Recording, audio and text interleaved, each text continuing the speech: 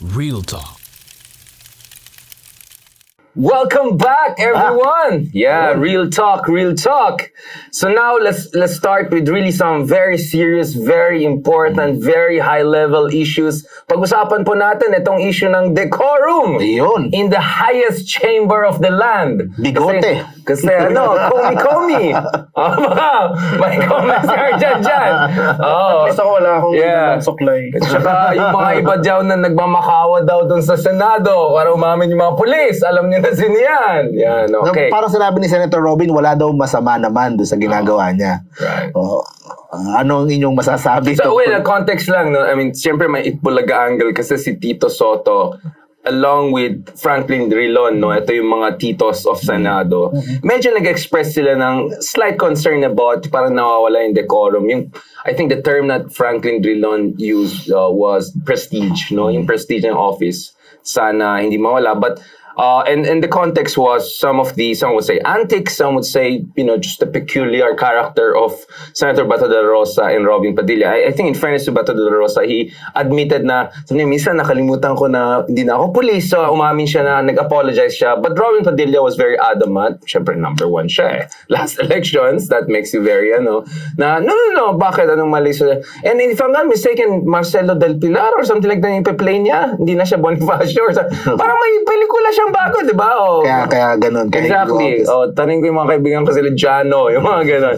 Kayo, kamusta? Anong basa niyo sa decorum situation sa Senado? Is it becoming circus? Is it becoming more relatable, more exciting, more interesting? What's going on there? Well, number one, ang napansin ko dito siguro yung pagiging complacent ng mga, sabihin nating mga senador, given na nasa admin sila or nasa majority, they're very confident, they're Life very is good. na hindi sila makikriticize. Tapos siguro nadala na rin siguro na hubris na dala namin yung yung suporta ng mga tao, tapos magagawa namin yung gusto namin. So ang punto ko lang dito kasi parang sana wag naman nilang kalimutan na yung Senado nga, tulad na rin na nasabi ng former senator na si Ping Lacson na chamber ito ng mga respetadong tao, mga sabihin natin veteranong politiko, na sila yung protector ng tradisyon, protector ng sabihin natin mga nakagawian natin, mga magagandang asal. So maganda yung ginawa ni Senator Bato na nag-apologize siya, at least apologetic. Pero siguro sa ating mahal na senador na si Robin Hood Padilla, na sana mapag-isipan niya na mayroon talaga na parang practices na dapat mong or protocols. Sorry for mentioning, because actually I had to also say Ping Lacson, Zaire Lacson, he tweeted the other day, nothing wrong with winning an election using popularity and gimmickry. Given yan, election yan that's all part of democracy. The thing is, once you take your oath of office, stop being a showman and start becoming a statesman. Honor, not humor. So, hindi lang si Franklin Drilon, you also have some very senior former senators who could still become senators in the near future, also raising that concern. So yun. So, it's multiple persons raising. Kasi kung si Franklin Drilon lang, siguro sabihin, kasi opposition yan, bitter yan, ganyan sabihin nila, di ba? But no Tito Soto is there, Ping Lacson is there. These are not necessarily opposition. These are people who have very good relationship with the current administration on multiple levels. So, yun lang. So for you, there's element of hubris nanalo kami. Number one ako nung last year. Tapos, yung supermajority presence. Parang they feel that lahat ito katropa or kasundo nila. Maliit lang yung opposition ngayon sa Senate. So, walang makikriticize. Is this a Duterte effect? You could say this is a Duterte legacy too? Yeah. Because they saw Duterte getting away with anything almost. Yeah. Mas lax, mas. Hindi lang lax. I mean, self-indulgent almost. Like, I do it because I can, you know what I'm saying? Ikaw, Gian, what's your reading of the whole decorum debate? Do you think this is an elitist thing? Yung mga abogado dyan gusto nila gano'n? Or you think there should be a balance between relatability and entertainment? Because you want to get people included. Because we'll discuss about Tulfos, because Tulfo keep things entertaining, but I don't think there's an issue with decorum so far with Senator Raffy Tulfo, right? Ikaw, what's your read on the whole decorum debate on the Senate? Actually, when it comes to that issue, I think that we should all heed to the advice of the vintage senators. No, these are Tito Soto, si Franklin Drilon, and Lacson, yeah. Kasi syempre matagal na sila dyan, may experience na. And their only interest is to protect the integrity of the Senate as an institution. Ako naman medyo ako mas medyo maano. Although yung pag medyo over naman yung talaga ng bigot eh. Pero nagigets kayo kasi minsan parang naglalaro lang nga sila, parang ang lax. Pero parang iniisip ko din, maybe you need to parang change with the modern times na hindi masyadong stricto sobra sa ganitong uptight. You think uptight masyadong? Uptight masyado, oo eh. Kasi ngayon, mas relax. Iba nagse-selfie siguro, yung iba so, maybe respectable pa rin, pero mas loose ng konti. Right. So there could be a kind of a golden balance here, golden compromise. I mean, speaking of which, if you look at Senator Raffy Tulfo, he brought the Raffy way, like the way yung intervention niya as a YouTube mahanap mo, like he made it interesting, no? Show niya. Raffy Tulfo in action. Exactly. He brought that to the Senate. But si Idol, Raffy, andun pa rin yung senatorial gravitas diba? The way he handles himself. I mean, he has as many years of public service experience as Robin Padilla as far as the Senate, because both of them are baguhan, right? Nobis sila paro, but look at how each of them are approaching their office, the number 1, number 2, and my sense is, I agree with you na dapat medyo mas adjusted dun sa gusto ng tao nowadays, which is yung accessibility, yung entertainment, relatability. Kasi yun yung argument ni Robin Padilla, ayoko bago yung sarili ko kasi ito yung relatable sa tao, di ba? Pero relatable din si Raffy, pero hindi naman, you know what I'm saying, wala namang concern sa decorum, hindi naman siya nagmumura sa Senado, the last time I checked. Even nung inatake niya yung mga smugglers or alleged smugglers, hindi siya nagbibitaw ng mga words. Nakikita natin sa mga shows niya, di ba? Pero pagdating sa Senado, may respeto dun sa office. I don't know, ikaw anong basa mo? Kasi feeling ko, yung Raffy Tulfo transition is the better model if we're gonna play that game of adjusting to the spirit of the times or whatever. Hindi kaso, yun nga ang problema din siguro yung pag yung mga ine-elect natin eh. Kasi with Raffy, you expect that with Raffy that he brings his program, pero dahil mas senior siya, mas matanda siya, mas niya eh, kumbaga mas hindi na siya ganun kumbaga mas refined na siya gumalaw, mas unlike itong mga bata, sikat, and of course si Idol Robin, artista before, wala namang walang history sa ganon sa politika or So I think Lito Lapid is artista, pero never natin siya nakita na, you know what I'm saying, doing weird stuff there. Let's just be honest about. Akin naman, feeling ko, nung issue ng federalismo ay medyo nawala sa usapan dahil si Paulong BBM ay nagsabi mismo parang hindi ito priority. Let's work with what we got. Feeling ko biglang nawala ng momentum ito si Robin Padilla kasi yun talagang raison d'etre yan, no? Na to push dun sa federalismo and nung nakita niya wala talagang support and all, feeling ko naghahanap siya ng mojo niya ikaw anong basa mo? Like, diba? Kasi parang one issue senator talaga siya dun Like, dun push ako sa federalismo. Good luck, hindi talaga mangyayari yan. Ikaw, anong basa mo sa Robin Padilla? Anong saysay? I mean, like, anong pwede niyang gawin to make the most out of his, situation? Ang sa tingin kong pwede magiging direction ni Senator Robin Hood Padilla, yung ipupush niya yung mga sabi natin popular na mga issues of the day. So yun nga, before it was federalism, and I think that's one of the things din na nagpanalo sa kanya nung senatorial election. Maliban dun sa Gloria Macapagal Arroyo secret niya. And Sarah Oh. Sarah Oh. So, ina-expect ko na sa mga darating na panahon, magiging populist si Senator Robin Hood Padilla. Dadalhin niya yung mga issues. Basta kung anong trend. Yes. So, meron siguro siyang meron siguro siya magiging strategy na magiging listener din siya sa mga tao.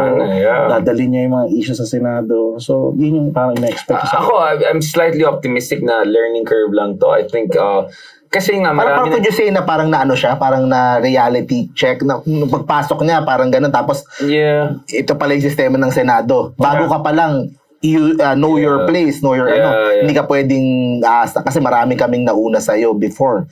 Pero he's on his way to finding his groove pa lang uli siguro. I'm sure Gian has something. Ako kasang take ko is no one expected na mag-number 1 siya, tapos nag-number 1 siya.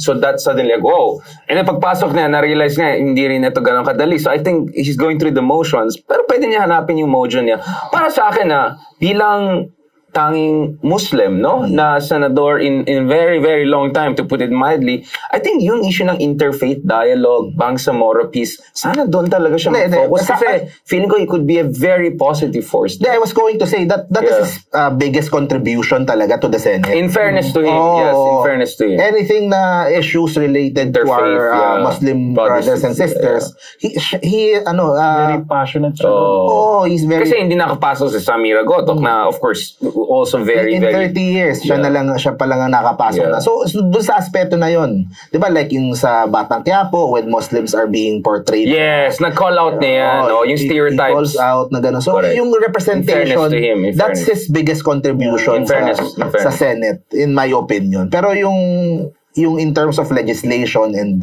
sa mga iba, he's still finding his groove siguro. Kasi yung federalism nawala ng momentum yan. Ikaw, Gian, anong take mo Sa sa akin kasi, I think that he should take more time to listen to the senior senators. No? So, lahat naman ng tao natututo. And eventually, I'm sure that the good senator will learn from the veterans. And I'm sure, he's listening to Congresswoman Gloria Macapagal-Arroyo. So, mentor niya yan eh. So, I'm sure. Right. At saka si ang pangalan nung dating Salvador Panelo, di ba? Yung advisor niya, di ba? Si Panelo, di ba? Pero he's unti-unti, di ba? He's moving away from the PDP group. Yeah. Nag-evolve na rin siya. Nag-evolve siya, hinahanap niya yung niya eh. Baka nga, sa ko ba narinig, yung bagong binubuo nila, yung KNP. Baka nga doon yung nagkaisang. So, he's still what's that all about, Arjan, Gian?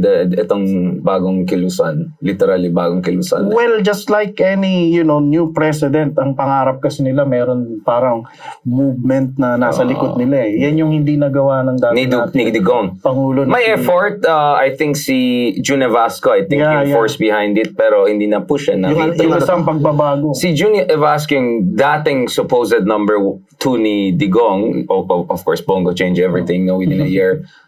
Yun talaga approach niya, grassroots driven. At of course, si June Evasco, may kaliwa yung background niya bago siya naging, the political that he was.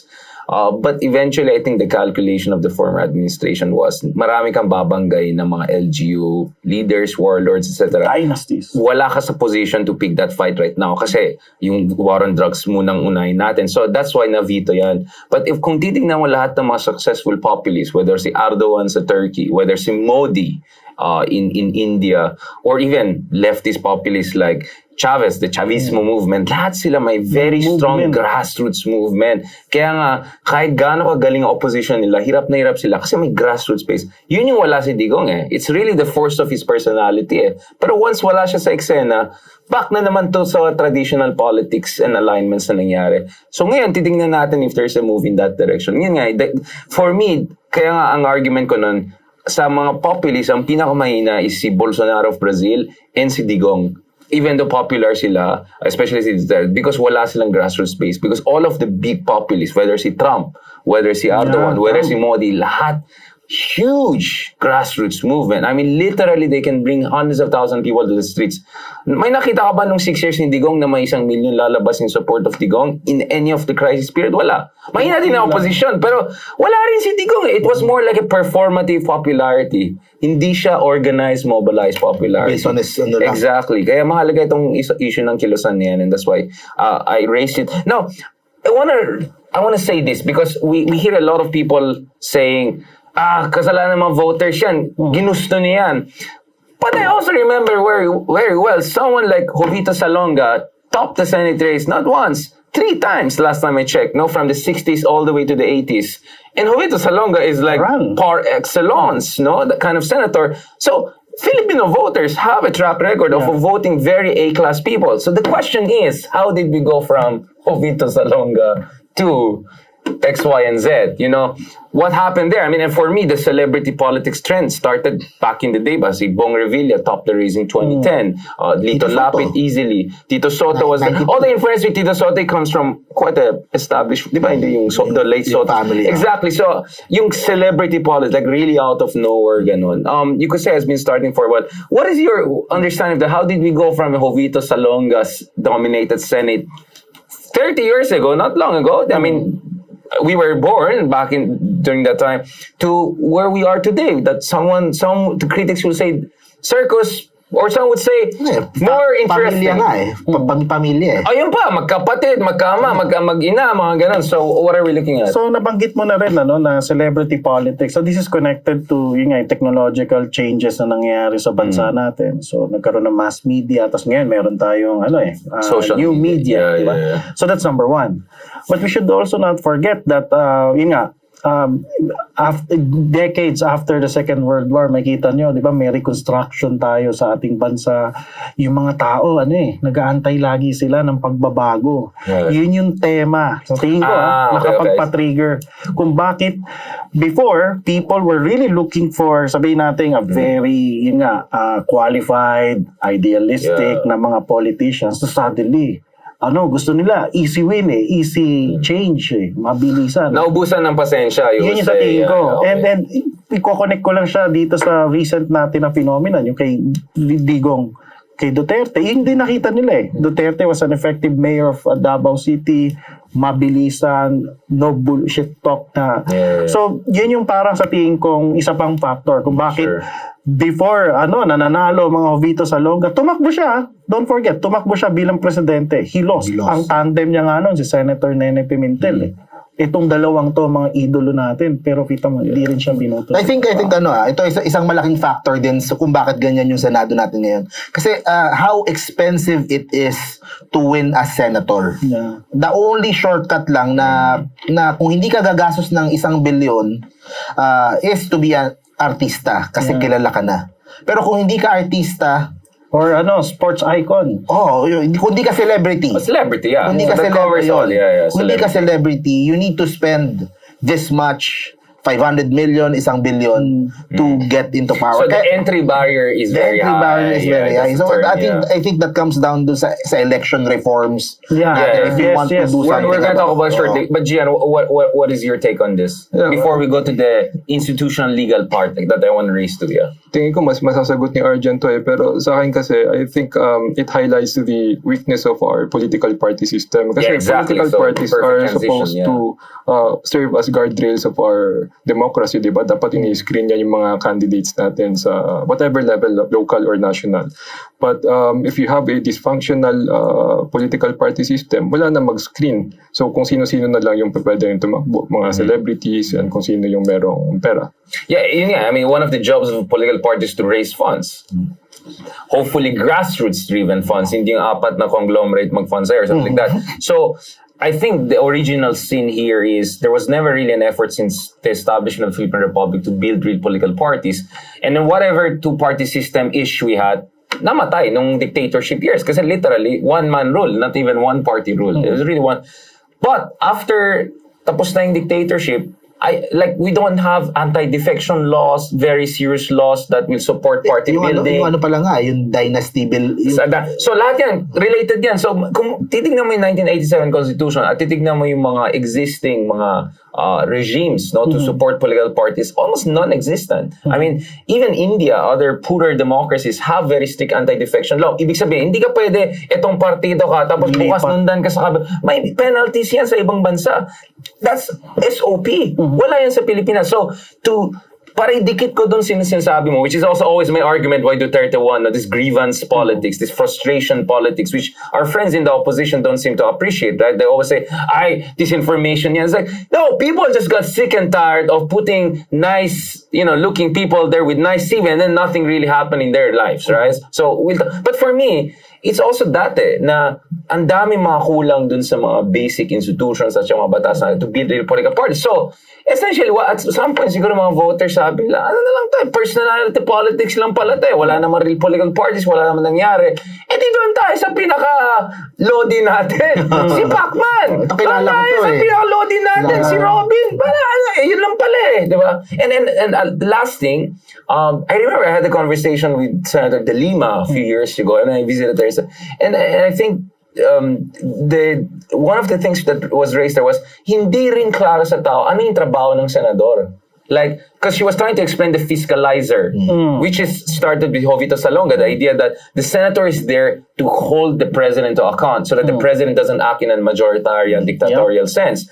Hindi daw nag-gets minsan na-appreciate ng tao yan. Kasi, wag na kayo kumontra dyan. Wait, trabaho namin yan. Hindi naman kontra, but to check. Guardrails, yung term na ginamit mo. Even Congress. Diba? Exactly. So related lahat tong mga to, di ba? So, for me, napaka-reductionist at mali yung i-voter blame mo lang. Kaya ganitong Senado. Dahil binoto mo sila. Kasi ang lalim ng ugat ng problema na sinasabi natin eh. Yung mga batas na kulang, yung mga hindi nagawa, yung mga kulang sa educational system that explains to people ano talagang trabaho ng senador, di ba? So, I think we're paying the price for the assignment that was not done over and over and again. And that's where we are. Napaka-myopic kasi ng tingin ng ibang mga tao eh. Ang problema natin, parang nare-reduce lang siya dun sa campaign period na 90 days eh. Dun lang daw yun. Tapos after nun, ano na yan, effect na yan. So ako hindi. It's a process. As in, mahaba siyang proseso na kapag meron ka lang nagawang problema dito, I'm so sorry pero hindi tanga mga tao eh. Hindi. Pag hindi mo na-fulfill yung promise mo, matatandaan ka nila.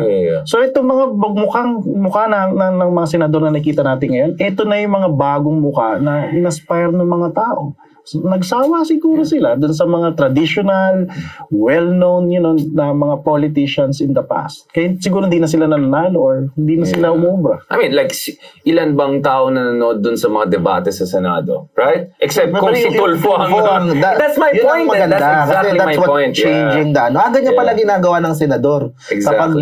Kapag in-explain ni Rafi na yun. Yun yung phenomenon na inaabangan ko ngayon na mag-evolve yung phenomenon na si Rafi Tulfo na dinala niya nga yung persona niya na isang media person na ano siya tinatawagan ng mga kababayan natin, di ba? Sumbungan. So, bilang senador, nakikita ko may effort siya na parang nagsusumbong yung mga tao sa kanilang mga grievances kay Senator Rafi. Tapos si Senator Rafi, walang takot. Mapa-admin, alam mo yun? So, sana, makita rin natin yung changes na nangyayari. Wag na tayo mag-focus lang sa tao. Pero yung dinadala ng mga bagong senador, meron silang mga changes din. Ito tanong ko siguro, nakita natin yung sistema ngayon. Ano yung mga changes na pwede nating gawin para yung mga magagaling na possible senators ang makapasok naman sa Magic 12? Again, not to pass judgment or aspersions on any of the senators there, pero ikaw, Gian, bilang isang political scientist, no? Isa-isang modernong 21st century na demokrasya. Anong mga kailangan na batas? Anong mga kailangan mga reforma para makuha natin yung optimal outcome dun sa mga senators na meron tayo. Base dun sa sinasabi na sa Ligang Batas, yung trabaho ng mga senador natin. At especially since magkakaroon sila ng bagong magandang opisina dito sa BGC. Ganda. Diba? Ganda ng opisina ang ganda ng bagong senado na pare. So, paninindigan sana yan. Ang tanong mo siguro, how do we get back to having our Jovito Salongas? Paano mas dumami yung ganun? For the 21st century.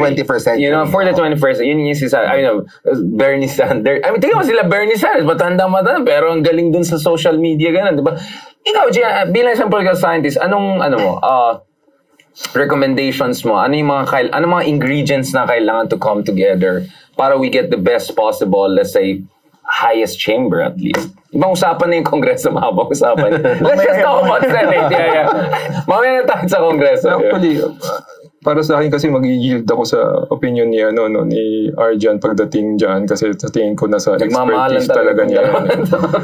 Hindi, naniniwala ako sa sa mga insights ni Arjan, napakaganda niyan. Pero para sa akin syempre andyan yung political party reforms, yung electoral reforms, and siguro mag-focus din sa sa education. Syempre Education, education yes. na yan kailangan makapag-build ng awareness sa taong bayan para sila din eventually yung pumipili ng Gian, si Rafi Tulfo was pushing, I think, for a bill that talks about legal education, na lahat ng Pilipino dapat may basic understanding of how court proceedings, punta ka sa piskal, punta ka na. Kasi diba yun ang criticism kay Rafi, hindi ka naman abogado eh. Sabi, hindi naman kailangan abogado, maintindihan mo yung mga basics eh. So, kung ako nga, na hindi abogado, nag-gets ko na yan, dapat lahat ng Pilipino gets nila. Kasi yung minsan ginagawa ng mga abogado, pinapakomplikado. Tingnan mo na nga yung pagsulat ng, hindi yan papasa sa editorial sa New York Times, yung mga nagsulat ng Constitution natin.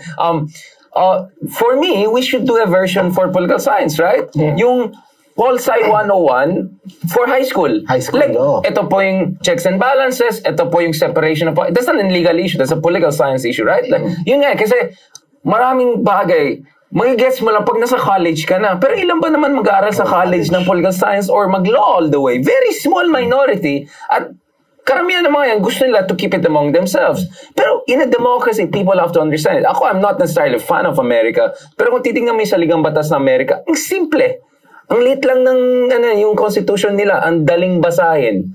At ordinaryong tao sa Amerika, medyo nagigets nila yung basics of a federal system na komplikado. Sa Pilipinas, kahit yung mga educated, pag tinanong mo, hindi nila gets yung separation of power checks. Sa tingin mo, siguro pwede natin gawin. I'm asking you because, Gian, ikaw isa kang founding chair, no, ng isang political science program sa isa sa mga malalaking university. Of course, the Gong Green graduate dyan, no?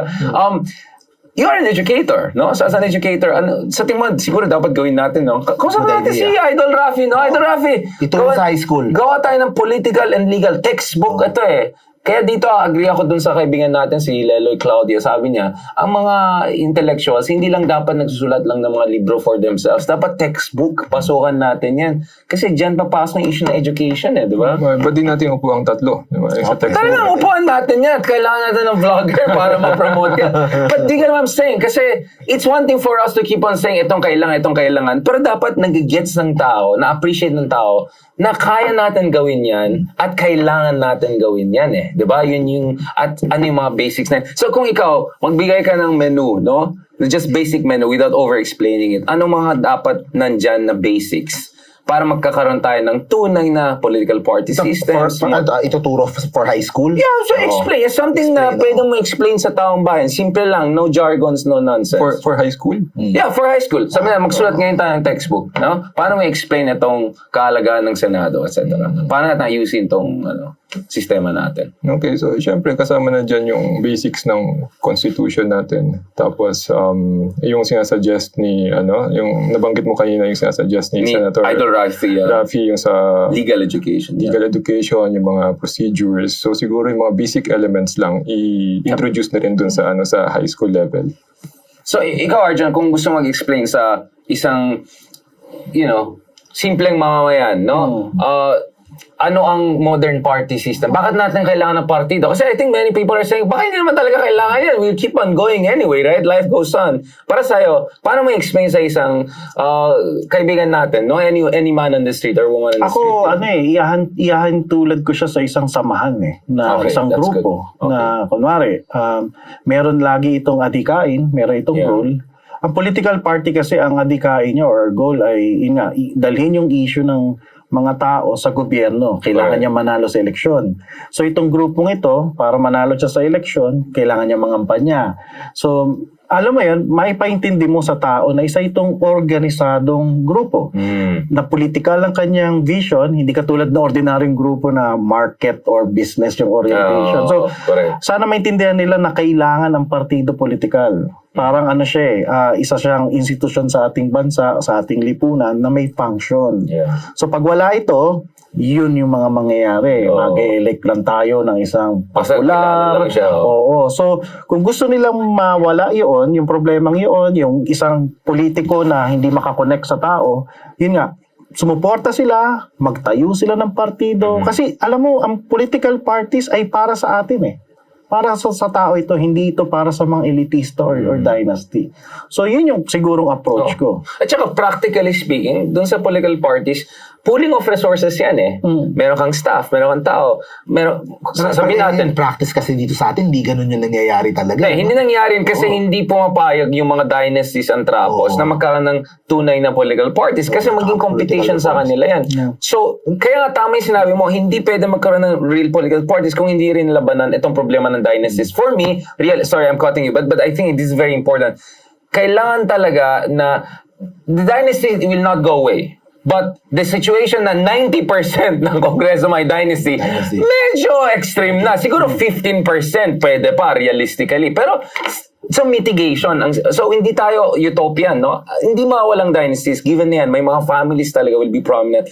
Pero medyo sobra na yung level ng Philippines. The worst on earth. The worst on earth by any measure. This is the worst dynastic politics situation anywhere on earth. So, walang ding idagdag. Ang ganda ng idea nga eh, nasa high school pa lang, ituro na, ano ba trabaho ng barangay chairman? Konsehal. Ano ba? Kasi yung konsehal, hindi din alam eh. Correct. Na vice mayor, mayor. TikTok. Mag-Tiktok. Oh. Doon sa ano. Ay, go. Oh, yun. Nakabalat ka na. I'm just explaining. Wala naman daw ano eh. Wala naman Session. Nakaganyan lang. Yun, ano ba trabaho ng congressman? Kasi ang mga kababayan natin, ini-expect, yung congressman, wala namang proyekto na binaba, wala namang pinagawa dito yan na, parang ganun yung tingin nila sa congressman, taga-dala lang ng project, hindi yung sa aspeto ng paggawa ng batas. Ang maganda, ituro sa high school, kasi yung mga high school na yan, in a few years, boboto na sila. Yeah. Diba?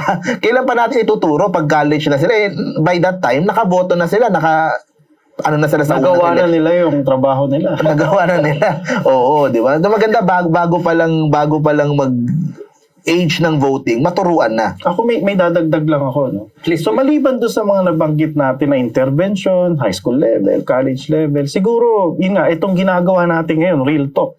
Ito maganda rin tong paraan na mag-educate sa mga tao maliban sa traditional media, mass media, na sana mag-step up din sila in the coming years.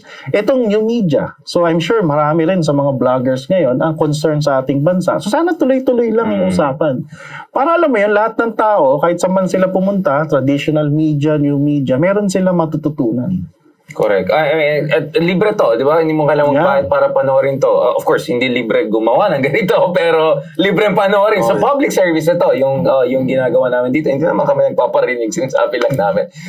Ikaw, Gian, some final thoughts dito sa issue ng reaching out to the public, no? Paano tayo magkakaroon ng effective political public education movement kung saan? Kasi, yun ang basa ko, even doon sa mga super educated daw na tao, pag kinausap mo, parang di nila gets talaga yung basics eh. Parang bits and pieces lang kinakonnect. In the same way na tayo, ignorante din tayo sa ibang bagay. I'm sure sa pag business ang pag-usapan, baka hindi tayo ganun kagaling pag pinag-usapan natin. So, it's not a judgment on intellect. It's just an issue of wala tayong basic education system na nag-develop ng comprehensive understanding of public policy and issues that, kaya, I mean, I'm for entrepreneurial literacy programs. I'm also for political and legal education literacy programs. High school pa lang, dapat alam mo na, hindi na kailangan mag-MBA ka or gano'n. Just basics, not to be expert.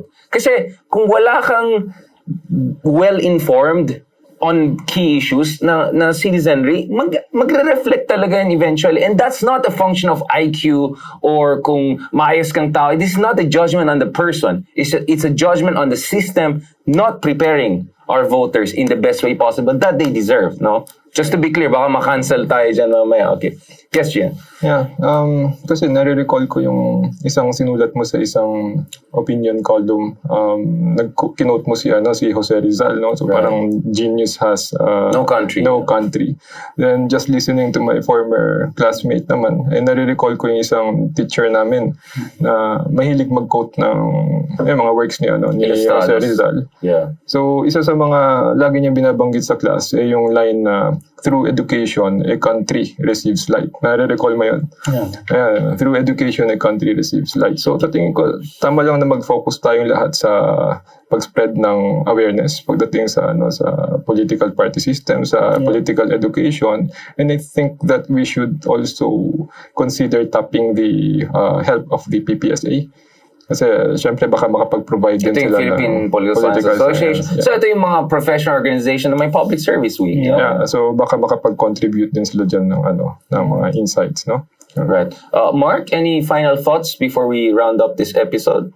Yun, sa akin talaga ang bottom line yung pag sa Senado, yung entry level, yung budget na kailangan Entry mo, barriers, yeah. Entry barriers Siguro to solve that you need electoral reform na Very maybe important. libreng airtime sa TV so that yung mga magagaling pero walang budget pwedeng marinig nung kapwa natin. So I think it boils down to that Kung hindi natin maayos yan, ganun ang mangyayari. People who have billions to spend, sila yung mai-elect na senador and magiging magkamag-anak sila lahat doon. So sa akin, doon. Plus, ang ganda nga nung suggestion, sa high school, ituro na kaagad yung basic functions ng government. Kaya nga textbooks, blogging, yung mga non-traditional ways. Kasi hindi naman tayo na pwede umasa na mag-attend ng tao sa lectures natin or magbasa sila ng academic works natin. Ako, I just gave up on that. No? I mean, we just have to deal with things as they are. We have to reach out to the people, no? And in fairness, we have some senators who are very successful precisely because they make the extra effort to reach out. And I think tayo, in our own humble ways, should do that. Maraming salamat, guys. That was a fantastic episode. I really appreciate that.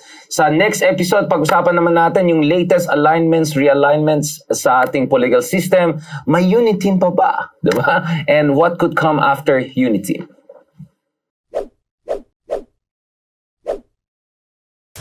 Real talk